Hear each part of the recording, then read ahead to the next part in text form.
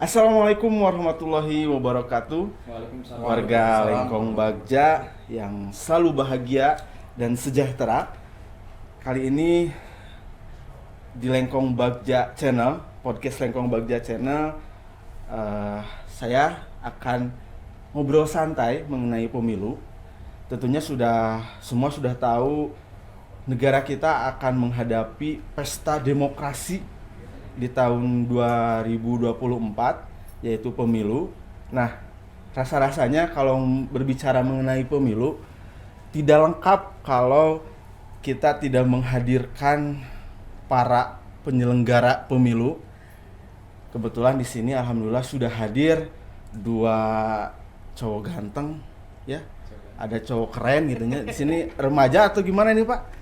Remaja menuju tua. Nah, remaja menuju tua. Ada Terusnya, pengurus, ada penggemuk. nah, betul. Di sini ada Pak Ridwan dan Pak Hendra. Pak Ridwan itu di PPK Kecamatan Bojong Soang sebagai Divisi Teknis dan Penyelenggaraan. Divisi Teknis dan Penyelenggaraan.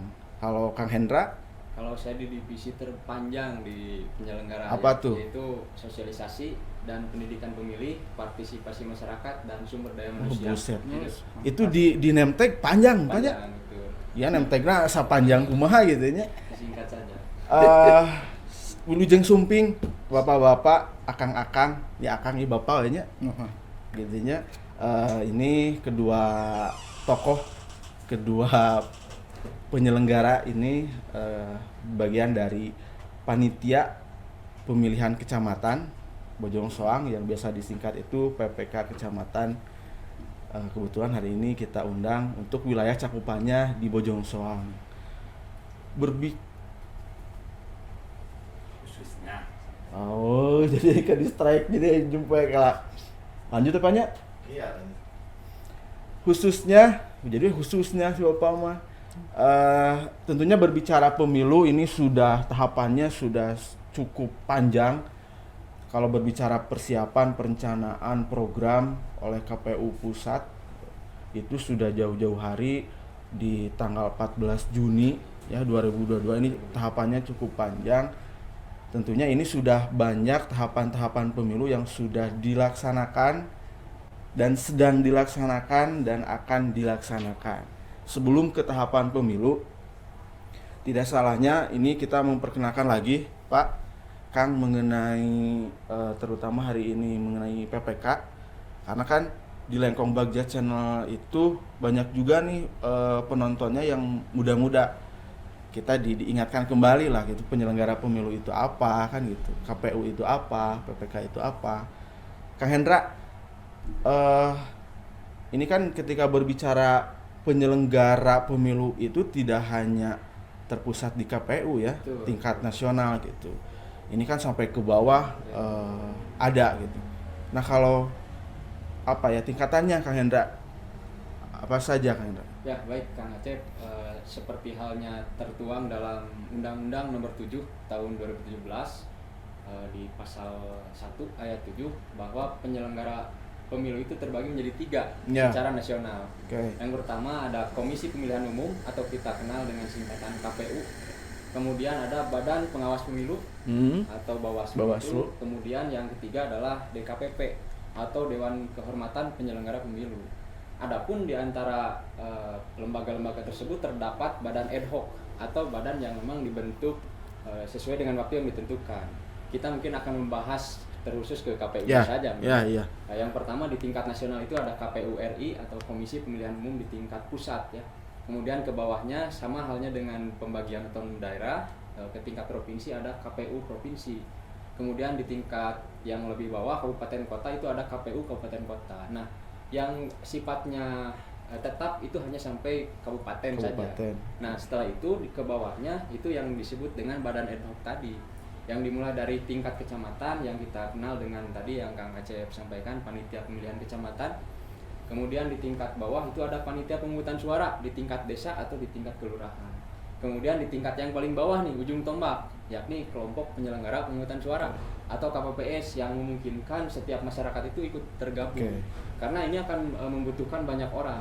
Jika PPK per kecamatan itu hanya 5 orang, PPS hanya 3 orang. Oke. KPPS itu sesuai dengan jumlah TPS dan bahkan satu TPS itu 7 ya, ditambah dengan keamanan bisa sampai 9.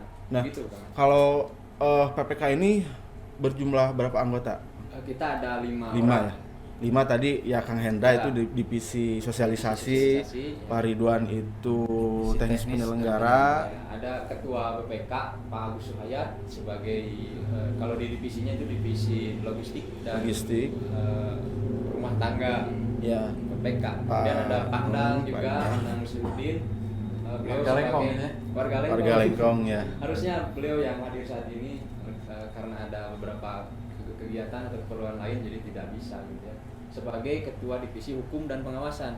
Kemudian yang ketiga itu ada Kang Alex Kadarusman itu dari Tegaluar sebagai divisi data dan informasi. Nah, nanti masyarakat Lengkong, Kecamatan Bojongsoang ataupun seluruh Kabupaten Bandung bisa memfollow Instagram PPK Bojongsoang ataupun PPS-nya dan bisa mengetahui siapa saja anggotanya dan bila butuh informasi bisa langsung nge-DM atau nge-japri. Siap. Gitu, Kang Aceh.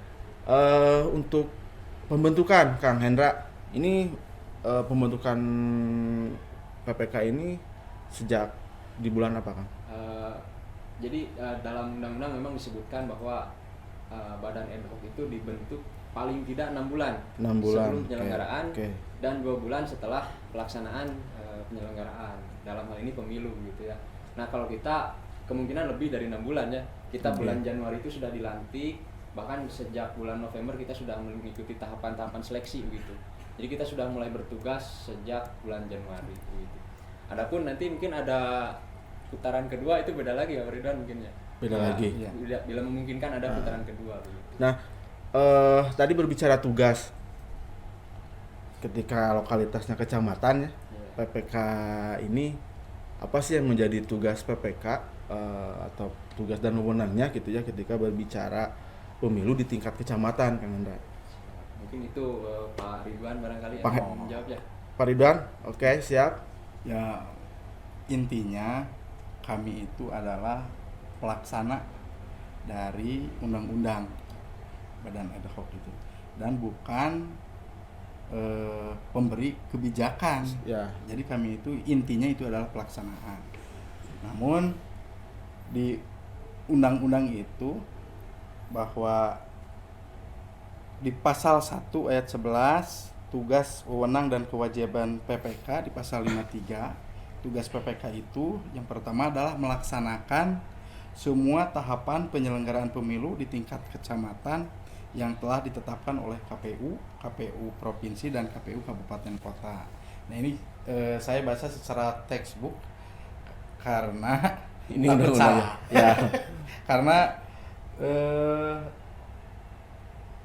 ketika kami salah dalam mengungkapkan sesuatu kebijakan takutnya jadi bumerang dan produk hukum bagi para peserta pemilu Ya, maupun yang lainnya. Jadi saya bacakan saja Ya, supaya apa Pak Ridwan? tenang, PKPU ya? Iya, Undang-undang.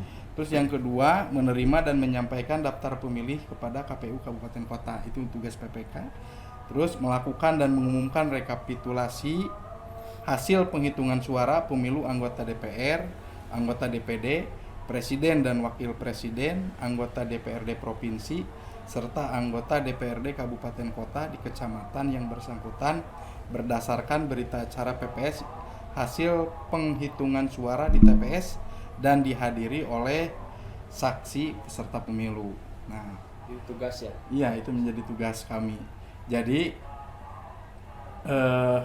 memang itulah tugas kami, walaupun ya banyak beredar di luar sana ada seperti kemarin ada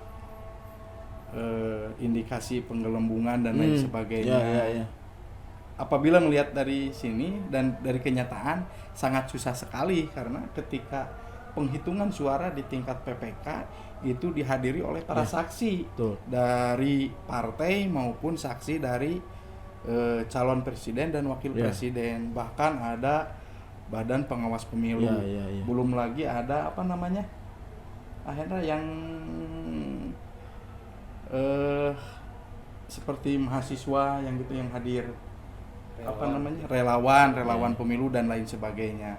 Makanya sangat sulit sekali apabila apa yang di-push oleh beberapa masyarakat tentang penggelembungan suara dan lain sebagainya. Saya kira itu sangat tidak mungkin ketika kita melaksanakan hal tersebut, dan itu sangat berdampak hukum juga bagi kami tentunya apabila memang itu terjadi. Ya, saya juga memohon kepada khususnya masyarakat Lengkong, umumnya ya masyarakat Indonesia dimanapun berada, mari kita sukseskan pemilu serentak tahun 2024 ini. Siap. Semoga sukses tanpa ekses. Ya, karena kalau tadi dilihat beberapa tugas dan wewenangnya itu cukup sangat-sangat lumayan ekstra aja ketika teman-teman penyelenggara ini dalam menjalankan tugasnya. Kalau PPK itu apa sih bahasanya, paruh waktu atau penuh waktu sih Pak? Kalau dalam kerjanya itu? Ya, penuh waktu sebetulnya. Penuh waktu ya. Jadi harus siap siaga ya ketika siap kapan saja. Bahkan pernah, karena saya di penyelenggaraan itu tidak hanya tahun sekarang, tahun 2019, terus ada pemilihan sebelum serentak ada bupati, gubernur. Pada tahun sebelumnya pernah menginap, tidak pulang-pulang ke rumah Bang Toyib seperti Bang Toyib. Ya, tapi itu sudah menjadi sudah menjadi risiko sebagai penyelenggara pemilu demi suksesnya pemilu tersebut. Dan ya alhamdulillah ketika saya berkecimpung di dunia penyelenggaraan di tingkat kecamatan maupun di tingkat desa, saya juga berawal dari tingkat desa, bahkan dari tingkat KPPS, dan pernah juga menjadi petugas Pantarlih. Kalau sekarang itu PPDP akhirnya dari PPDP ke KPPS, alhamdulillah tidak terjadi sesuatu yang tidak kita inginkan. Ya, mudah-mudahan sekarang juga kita bisa berjalan dengan sukses, karena pemilu 2024 itu tidak ada yang pengalaman. Karena kita belum pernah. Tidak ada penyelenggara yang pengalaman di tahun 2024. Karena akan ada kemungkinan kebijakan baru gitu, yang mungkin berbeda gitu dengan tahun sebelumnya. Jadi Pak Ridwan ini panutan ya kalau di Bojongsong ini kalau mengenai penyelenggara pemilu gitu. Pak Ridwan ini luar biasa lah gitu. Insya Allah. Makanya cukup ekstra juga Pak ya ketika bicara kesehatan ya. Kalau kita flashback ke belakang kan, ya kemarin ya ketika ada yang ya sampai ke jatuh korban kan gitu. Nah, penyelenggara pun di sini sangat-sangat ekstra. Maka tadi dijelaskan kesuksesan pemilu ini bukan hanya dari penyelenggara pemilu saja gitu, tapi bagaimana partisipasi masyarakat bersama-sama dengan penyelenggara kita sukseskan itu tadi gitu Pak. Nah, ketika berbicara tadi tugas PPK membentuk PPS tingkat kelurahan. Tingkat kelurahan ini anggotanya berapa Pak kalau di tingkat PPS? PPS itu 3 ya? 3 dibantu dengan sekretariat 3 orang. PPK pun 5 orang dibantu oleh sekretariat dari pemerintahan kecamatan. Kalau PPS itu dari pemerintah desa. 3 orang sama. Setelah PPS itu di paling bawah KPPS. Ya. KPPS ya. Kalau KPPS nanti pembentukannya di berapa bulan sebelum pemilu? Untuk KPPS ya sebetulnya perekrutan itu dari sekarang itu sudah mulai disosialisasikan, informasikan, dan kami berharap itu ada regenerasi. Betul. Jadi diusahakan itu di bawah berapa umurnya? 50 ya, di bawah 50. Perhatikan kesehatan juga, sisi kesehatan juga. juga. Karena mungkin akan menjadi hal yang melelahkan. Iya. walaupun tentunya harus ada juga pendamping Ya. dari para yang sudah pernah barangkali ya. organisasi, iya, karena ya itu tadi banyak hal-hal yang kemungkinan karena tidak ada yang pengalaman Ya, dari saya betul. di tahun Ya. di pemilu serentak 2024 ini, ya tentunya dikolaborasikan antara yang masih muda dan yang sudah berpengalaman, ya biasanya tapi untuk perekrutan ya sekarang itu sudah mulai sosialisasi ya. Nanti untuk perekrutan mungkin nanti di divisi SDM akan disosialisasikan tanggal berapa perekrutan tersebut dimulai dan diakhiri pada bulan berapa, mungkin Ya. itu saja. Nah, berbicara tahapan, ini di bulan September, berarti kita sudah memasuki tahapan apa, Kang? Untuk di bulan September ini. Ini aja yang sudah dilaksanakan mengenai tahapan. Ya mungkin sekarang itu lagi proses masukan ya, Ya. masukan dari masyarakat tentang daftar calon sementara DPRD,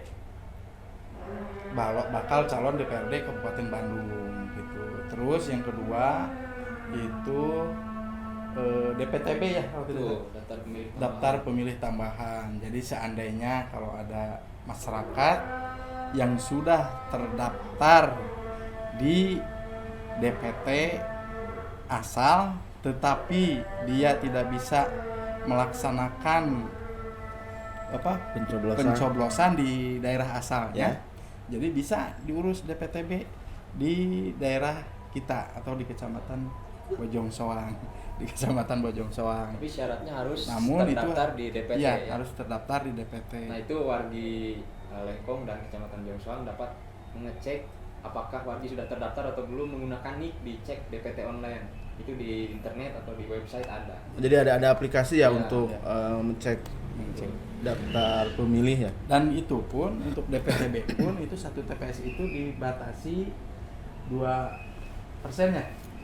Itu 2%. Jadi kalau seandainya kan maksimal pemilih di satu TPS itu adalah 300. Jadi untuk DPTB itu ya maksimal 6 orang. Maksimal 6 orang. Ketika sudah penuh di TPS tersebut bisa pindah di TPS yang terdekat Tuh. untuk memilih di TPS yang terdekat mungkin. Nah, tadi menarik ketika ada aplikasi ya untuk ngecek Cek DPT online. data online itu. Ini kan gini kadang bukan ini ya, menuju DPTB ini kan cukup panjang Pak ya perjalanannya. Tuh. Di tahun lalu ya ketika Pantarli, kalau kita Pantarli ya. Pantarli. Pantarli itu datang ke warga, ke rumah-rumah, terus sampai juga berkomunikasi dengan pengurus di tingkat bawah RT RW mengenai data pemilih ini.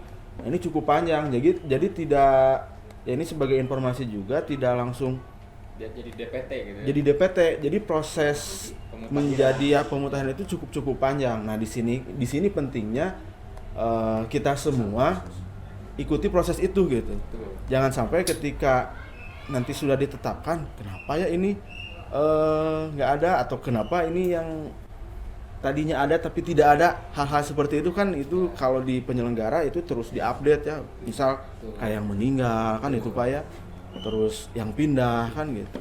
Jadi ini proses sampai pada data pemilih tetap ini cukup panjang gitu ya. Makanya pastilah penyelenggara ini ekstra, pasti ketika di tingkat PPS itu monitoring juga Pak ya, misal di desanya yang pindah ada nggak gitu ya per bulan ini, atau yang meninggal kan gitu. Nah, kita juga dibantu memang oleh lembaga ad hoc sesama penyelenggara pemilu, yakni Panwascam gitu. Panwascam ya. Yang di tingkat desanya itu ada PKD atau pengawas kelurahan atau desa gitu. Itu mereka juga membantu dalam hal pemutahiran. Ya, ya. Gitu, Bang. Jadi enak ya. Jadi informasinya dari berbagai dari berbagai lini lah istilahnya ya. Bahkan dari simpatisan partai pun Nah. yang memang dia merasa adalah pendukungnya ada kemungkinan. Betul. Jadi keterlibatan itu jangan apa ya, luas itu Pak. Ya. Luasnya itu ya dari partai itu tadi relawannya ataupun simpatisannya, silakan saja gitu ya. Ketika masing-masing punya data ini, misal orang ini sudah meninggal atau orang ini pindah kan gitu. Nah ini kan nanti akan menjadi satu kesatuan nih mengenai data data pemilih ya gitu. Yang akurat dan gitu. mutakhir Iya. gitu ya.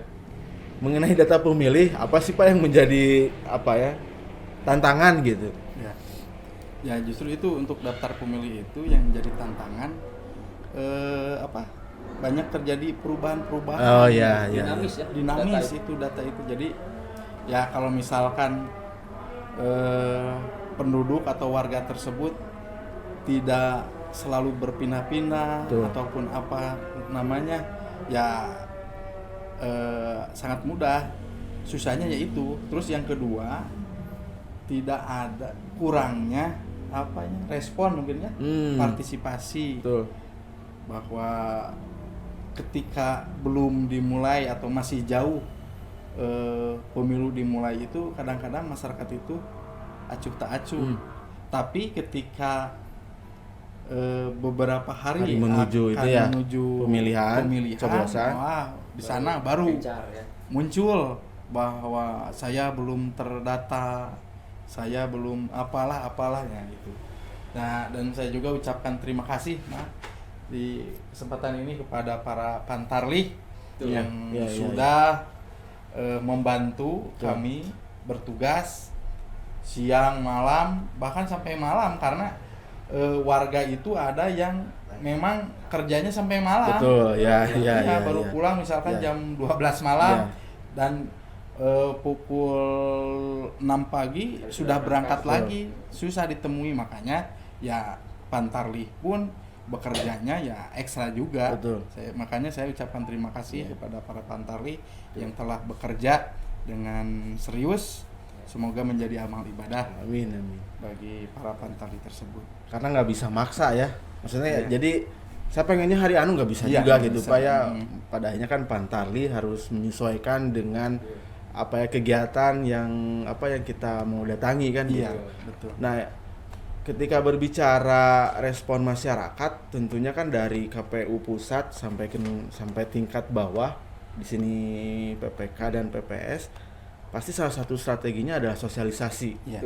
Nah, Kang Hendra, mengenai sosialisasi ini sudah sejauh mana sih dari PPK dan PPS sosialisasinya, seperti apa sih strateginya gitu? Ya, betul.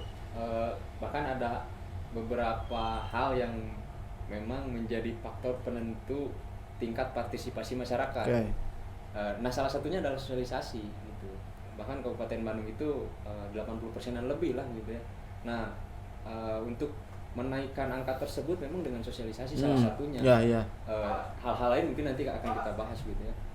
Sosialisasi yang sudah kami lakukan memang banyak sasaran. Yang pertama memang ke masyarakat secara langsung. Itu kita bisa mendatangi atau bahkan kerjasama dengan ormas-ormas yang ada di masyarakat.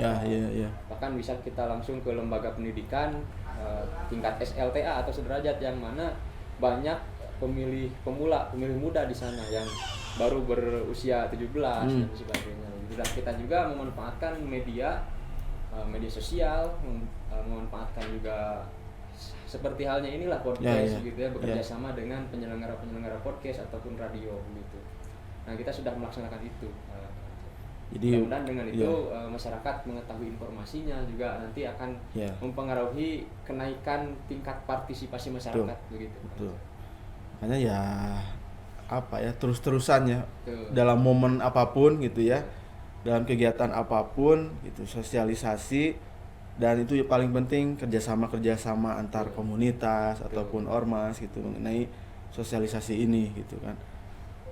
Tentunya di media sosial juga kan gitu, tadi dijelaskan oleh Kang Hendra gitu, banyak lah gitu dengan berbagai inovasinya lah gitu ya. Nah, kalau berbicara tadi kan ini sosialisasi pun salah satu sasaran yang paling menjadi fokusnya itu adalah pemilih pemula atau yang muda-mudi nih. Ya. Kalau di Bojong Soang itu berapa persen untuk pemilih per hari ini gitu? 30%, 40 nyampe? Kalau dipersenkan gitu? Kalau dipersekan ya mungkin untuk lebih lebih validnya mungkin ke divisi Datin. Oke, siap. Terus melihat berapa persen Oke. pemilih pemula yang terdaftar di Ya. DPT di Kecamatan Bojong Soang. Ya harusnya kan hari ini juga hadir ya. Ya. Beliau. Ya mungkin karena ada keperluan yang lain jadi tidak bisa hadir di podcast Ya. ini. Nah kalau TPS, ini berbicara TPS sekecamatan Bojong Soang, ada berapa, Kang? TPS itu Untuk TPS ya TPS di Bojong Soang, wilayah Bojong kecamatan Soang Bojong itu Soang. 322 TPS yang 300. terbagi dari 6 desa. 6 desa, atau 6 PPS. Ini udah fix ya, tidak ada Sudah. lagi Sudah perubahan. Pi. Ya, sudah Pi. Nah ini kan ketika berbicara PPS juga nanti ini nyambung dengan KPPS ya kebutuhannya gitu. Jadi Ya. saling kesinambungan ketika TPS di wilayah ini misal taruh gitunya ada berapa puluh, Ya. berarti KPPS-nya harus sekian kan gitu. Ini Ya. satu Ada kesatuan gambaran ya. gitu. Ada gambaran. Nah, untuk pemilu 2024 Mm-mm. apa saja sih yang jadi kita milih suara apa Ya, aja nih? Ya. Yang belum tahun wae Kang Pak Ridwan. Ya mungkin belum dibahas juga bahwa berdasarkan keputusan KPU nomor 21 tahun 2022 bahwa pelaksanaan pemilu serentak tahun 2024 itu adalah hari Rabu tanggal 14 Oh iya, Februari. pelaksanaannya ya. Ya, tahun 2024. Nah, nanti di sana itu ada untuk pemilihan presiden dan wakil presiden, pemilihan anggota DPR RI, anggota DPRD provinsi, anggota DPD dulu ya, anggota Dewan Daerah. ya, Perwakilan perwakilan daerah. daerah, anggota Dewan provinsi, anggota Dewan kabupaten, Kota, ya. anggota DPRD kabupaten kota. Nah, nanti pada tanggal 14 Februari tersebut kita sebagai pemilih mendapat 5 surat suara. 5 surat suara. 5 surat suara yang mana terdapat warna juga ya yang Tuh, membedakan. betul. Ya. Itu. Oh iya iya. Untuk DPR RI itu kita di Warna. memang warna kuning ketetapannya begitu. Iya. Untuk DPD atau Dewan Perwakilan Daerah itu warna merah. Kemudian Dewan Perwakilan Daerah Provinsi itu di warna biru. Iya. Betul. Kemudian di Dewan Perwakilan Daerah Kabupaten Kota itu warna hijau. Nah itu sebetulnya memudahkan buat Ya, iya. masyarakat Ya. dengan mengingat warna gitu. Ya, ya. Untuk memilih DPR RI itu kita membuka surat suara yang berwarna kuning. Ya. Gitu. Kalau presiden ini sama mungkin ya seperti sebelumnya Ya. Oh ya, satu lagi presiden warna abu-abu Warna ya. abu. abu-abu. Nomor urut, gambar dan nama mungkin ya, Ya. untuk presiden. Ya, mungkin seperti itu. Ya. Kita belum ada ini Oh ya. belum Ya, belum belum ada ini, ya. belum ada ini ya edaran-edaran gitu ya. Ya ada partai koalisi juga mungkin ya. Enggak ya? Yang pasti Ya. itu tadi ya, Ya. dan cukup gede-gede banyak Ya. surat suara itu. Iya. Jadi untuk ke depannya karena tadi teh Pak Asep bahwa di pemilu 2024 ini tidak ada yang pengalaman sehingga Betul. kami ketika ke depan ya, Ya, belum tahu Ya, ya. apa dan bagaimana gitu. Ya mungkin kita bisa melihat ke depan itu Betul. ya berdasarkan dari PKPU dan Undang-Undang nomor berapa? 7 ya? 7 tahun 2017. Mungkin itu rujukannya ke sana kita. Berarti sosialisasi mah terus menerus intinya Terus. sampai akhirnya, Iya. sampai masa tenang mungkin Mbak. Iya. Karena ya itu tadi pasti kan nanti sosialisasi DPT mungkin ya. Betul. Terus sosialisasi teknik pencoblosan juga mungkin ya, Iya. mengenai warna yang tadi Warna, itu kan. iya. Karena takutnya kan ketika datang ke TPS Bingung. bingung gitu saya mau warna hukum mau beda asal Iya. akunnya blos-blosan Iya. gitu. Nah, ini kan tugas PPK di sini ya mengenai sosialisasi itu. Nah, berbicara partisipasi masyarakat nih Kang, mengenai daftar pemilih gitu ya. Hari ini kan DPTB ya yang sedang dilaksanakan. Nah, saya ingin mencoba menarik ke belakang sampai DPTB dan nanti menjadi DPT. Tahapannya apa saja? Gimana Pak Ridwan? Ya. Dimulai dari Sebetulnya sekarang itu DPT sudah ditetapkan. Oke. Daftar pemilih tetap itu sudah ditetapkan. Namun ketika ada sesuatu hal si pemilih tersebut misalkan sudah terdaftar di DPT daerah lain, misalkan Cianjur, sedangkan dia itu bekerja di wilayah Kecamatan Bojongsoang misalkan, karena sesuatu hal dia tidak bisa melaksanakan pemilihan di daerah tersebut, di daerah asalnya. Di Cianjur. Nah, makanya beliau bisa mengurus kepindahan memilih di wilayah Kecamatan Bojongsoang. Seperti itu Pak Kang Asep. Jadi itulah yang disebut dengan DPTB yang tadi, namun itu juga dibatasi. Itu 2% setiap TPS-nya. Jadi tidak bisa sebanyak-banyaknya atau menggiring sebanyak-banyaknya untuk pindah memilih di TPS tersebut gitu. Tetap dibatasi. kalau dari awal itu kan DP4 ya. Oh Ya. ya, itu sebelum sebelum DPT itu ada DP4. Perjalanannya Nah, perjalanan memang sangat panjang. Dari DP4 baru menjadi daftar pemilih sementara. ya. Dari daftar pemilih sementara, Kemudian ada perbaikan kembali ada perbaikan diri, terus jadi DPSHP ya. jadi DPSHP, daftar pemilih pemilih sementara hasil perbaikan. perbaikan. Terus sampai ke DPT itu ada beberapa proses yang ditempuh, dan itu hasil dari pemutakhiran PPDP tadi ya. Ya, Pantarlih tadi, petugas pemutakhiran data pemilih. Nah, di sana diproses, diolah datanya sehingga terbentuklah DPT. Namun tadi bahwa karena penduduk itu dinamis ya, dinamis terus berubah, makanya kemungkinan ada yang belum terdaftar di DPT. Nah, kalau sudah memiliki KTP itu dinamakan dengan DPK. DPK. Ya, kalau pemilu kemarin itu DPK, daftar pemilih khusus. Jadi yang tidak terdaftar di DPT tapi memiliki KTP dengan alamat sesuai dengan TPS, makanya dia bisa memilih. Tapi pada waktu pukul 12.00 sampai dengan pukul 13.00 itu dibatasi sekitar 1 jam. Apabila ada warga yang tidak terdaftar di DPT namun sudah menjadi warga daerah TPS tersebut.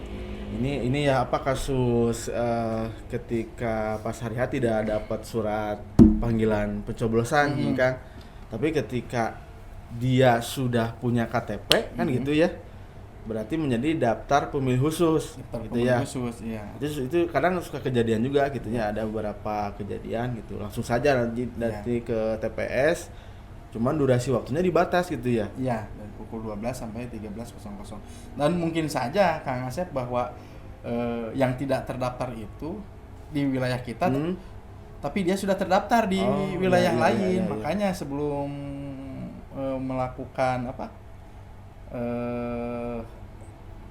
DPK ya bisa dicek juga nomor NIK-nya, dicek DPT online. Jadi jangan ya, kalau ketika mau masuk ke hari H, ketika diketahui bahwa beliau tidak masuk ke DPT, biasanya dengan emosi tinggi ya datang ke PPS atau ke PPK menanyakan kenapa tidak terdaftar. Namun ya itu tadi, sebelum melakukan pengecekan ke PPS bisa dicek sendiri gitu di rumahnya masing-masing, dicek DPT online. Betul. Nah, Pak, kalau misal ketika dicek online Ya. ternyata sudah terdaftar di wilayah lain, tapi kekeh gini. Maksudnya saya mah yang di dia, udah orang dia gitu ta. Tidak bisa ya? Atau gimana, Pak? Ya bisa tadi DPT-BT, Ya, DPT pindah memilih. Pindah memilih. Betul. Hanya pindah mungkin memilih. dengan alasan-alasan yang memang bisa Oke. ya masuk akal. Mungkin yang pertama di sini ada juga nih alasan-alasan warga masyarakat itu bisa pindah memilih. Dan ini dibatas juga waktunya sebetulnya hingga tahun 2024 di bulan Januari tanggal 15. Ini selambat-lambatnya Ya, 15 ya, ya. Januari 2024. Yang pertama warga yang menjalankan tugas atau kerja di tempat lain. Anggaplah Ya. sulit untuk kembali Ya. pulang luar kota atau misalkan luar negeri begitu. Kemudian yang menjalani rawat inap itu bisa kan mungkin ada TPS yang terdekat di dekat tempat rawat inapnya. Kemudian perawatan di panti sosial atau sedang rehab atau misalkan sedang tugas belajar, misalkan pendidikan di mana di luar negeri. Nah itu bisa pindah memilih atau misalkan sedang tertimpa musibah bencana misalkan. Nah ada juga yang memang waktunya itu lebih singkat atau misalkan setelah ini gitu ya di 16 Januari hingga 7 Februari. Itu yang memang pemilih yang sakit menjelang pencoblosan gitu ya. Kemudian ada pemilih yang tertimpa bencana juga menjelang pencoblosan. Kemudian pemilih yang menjadi tahanan di rutan atau misalkan di lapas. Kemudian pemilih yang menjalankan tugas lain di hari pemungutan suara. Nah, bagaimana alurnya itu kita bisa, yang pertama memang syarat untuk pindah memilih itu kita harus terdaftar dulu di DPT. Lebih simpelnya itu dicek dptonline.kpu.go.id, tinggal masukkan NIK. Nah kita bisa tahu kita sudah terdaftar atau tidak. Kalau misalkan untuk memilih, kira-kira dokumen apa saja yang diperlukan? Yang pertama tentu KTP elektronik kartu keluarga atau dokumen pendukung lainnya. Misalkan sedang pendidikan di luar negeri itu bisa surat keterangan belajar di luar negeri misalnya, seperti itu. Ada alurnya juga. Jadi tidak serta merta langsung pindah, nggak bisa kan? Tuh ada alasan yang memang bisa diterima gitu. Karena ya itu tadi kita kan punya pedoman penyelenggaraan kan gitu ya. Jangan jadi kepentingan pribadi gitu kan pindah ini. Jadi semua pada dasarnya bisa dilaksanakan dengan catatan kan gitu ya. Betul. Ketika tidak terdaftar misal di DPT itu tadi ada DPK kan gitu, bisa tentunya dengan pencoblosannya dengan batas waktu kan gitu. Pada dasarnya ya semua bisa dilaksanakan tapi sesuai tidak kan gitu ya, dengan prosedur yang sudah ditetapkan oleh KPU kan gitu. Nah Kang Hendra, berarti menjelang sampai ke pemilu tahapan sosialisasinya apalagi DPTB? Tuh, karena DPT itu memang sudah ditetapkan ya. Namun tadi halnya yang disampaikan oleh Pak Ridwan bahwa data penduduk atau daftar pemilih itu dinamis, akan berubah-ubah sesuai dengan keadaan, kondisi, bahkan sesuai dengan kepentingan warga masyarakat itu sendiri. Nah tentu yang ke depan itu kita untuk peserta itu ada menuju penetapan daftar calon tetap ya. Ini Peserta pemilu? Betul, peserta pemilu dari DPD atau Dewan Perwakilan Daerah, kemudian DPRD Provinsi dan DPRD Kabupaten, juga DPR RI ya. Baru anggota legislatifnya saja barangkali. Nanti untuk presiden dan wakil presiden itu di bulan-bulan yang akan datang ya. Itu kita akan sosialisasikan juga. Karena akan ada masa tanggapan dan masukan juga dari masyarakat terhadap calon-calon tersebut atau peserta-peserta tersebut. Partisipasi lagi ya masyarakat di sini ya, gitu ya, peran aktif kita gitu ya. butuh partisipasi masyarakat ya, untuk mensukseskan pemilu 2024 nanti. Ya. Ini panjang sekali ya berbicara mengenai pemilu itu 2024. Kita tadi membahas berbagai tahapan gitu Pak Ridwan, Kang Hendra, terutama tadi yang menjadi hari ini yang menjadi titik tekan pasti dari PPK dan PPS tidak henti-hentinya mengenai data pemilih ya. Karena ini salah satu dari sekian banyak terselenggaranya kesuksesan pemilu 2024 kan gitu. Oke, Kang Ridwan, Kang Hendra, closing statement Kang, ya, closing statement. Apa sih yang menjadi harapan mengenai pemilu 2024 dari Kang Ridwan dulu deh? Ya, saya berharap kepada seluruh masyarakat pecinta podcast Kim Lengkong Bagja ini Ya, Lengkong Bagja. Lengkong Bagja Podcast untuk berpartisipasi aktif. Ya, mulai dari sekarang cek DPT online tadi yang sudah disebutkan alamatnya ya oleh Hendra, dari sekarang sehingga apa yang akan terjadi di akan datang sudah bisa terantisipasi kita sekarang ini. Dan saya mohon kepada seluruh warga Lengkong dan warga negara Indonesia dimanapun berada untuk menyalurkan hak pilihnya. Betul. Hak pilihnya sesuai dengan pilihannya, sesuai dengan hatinya, untuk diaspirasikan di bilik suara. Jadi jangan sampai kita acuh tak acuh, dan karena satu suara Anda menentukan nasib bangsa. Mungkin itu saja. Mantap. Kang Hendra.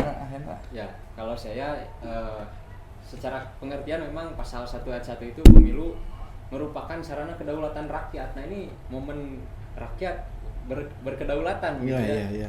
Untuk memilih pemimpin, di antaranya presiden, wakil presiden, DPR RI, DPRD provinsi, DPRD kabupaten, DPD hingga DPRD kabupaten kota secara langsung, umum, bebas, rahasia, jujur dan adil.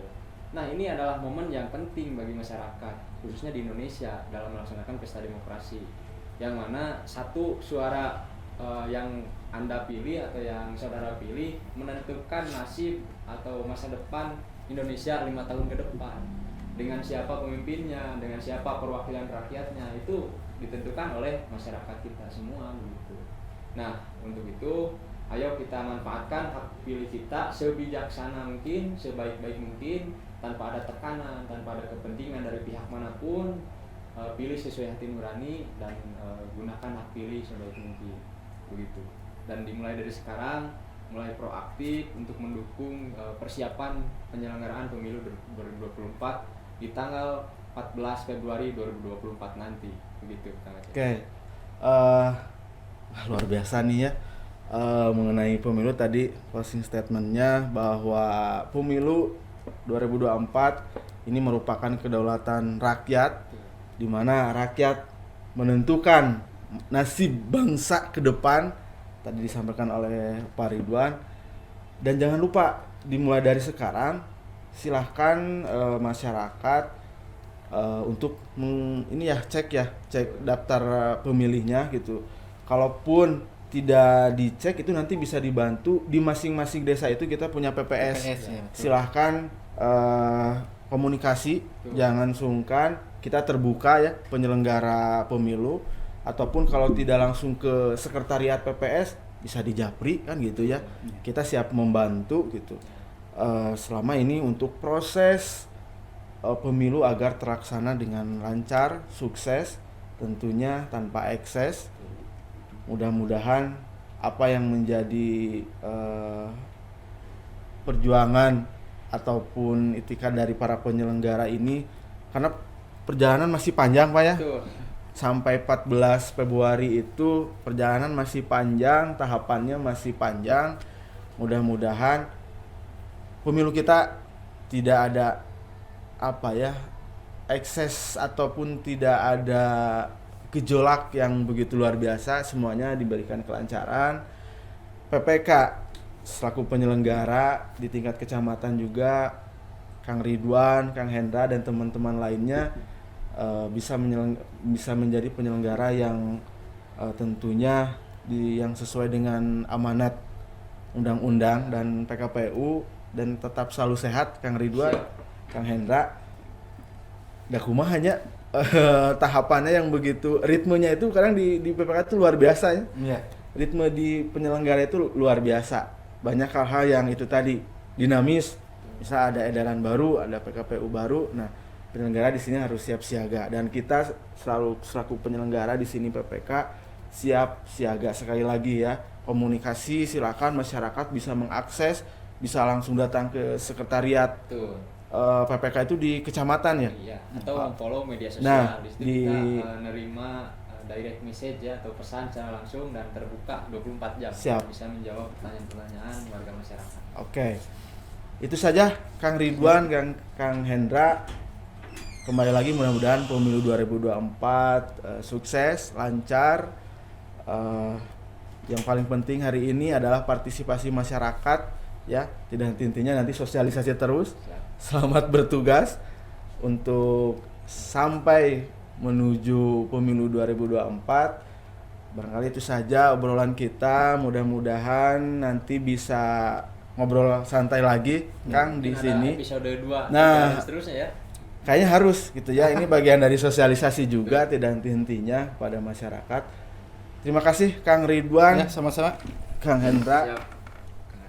Kang Ridwan. Sampai jumpa. Terima kasih. Untuk warga Lengkong Bagja, Assalamualaikum warahmatullahi wabarakatuh.